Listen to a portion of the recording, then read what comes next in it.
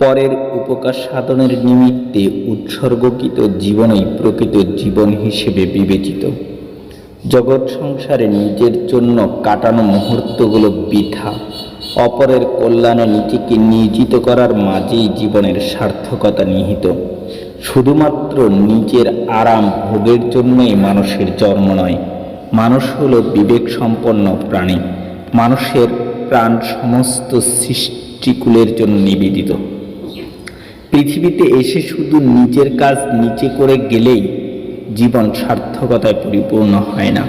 মানুষের কর্ম হওয়া উচিত জগতের সকলের কল্যাণের উদ্দেশ্যে। একজন সার্থক ব্যক্তি তিনি, যিনি অপরের কল্যাণে নিজেকে উজাড় করে দেন।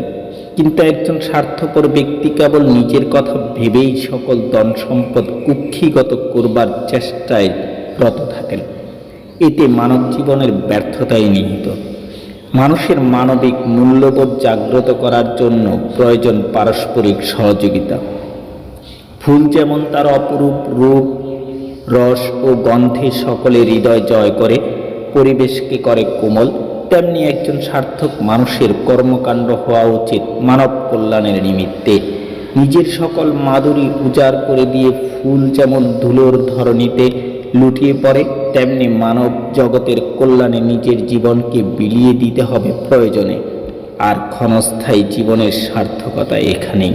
মানুষের মন জয় করা যায় ভালোবাসা ও হৃদয় দ্বারা।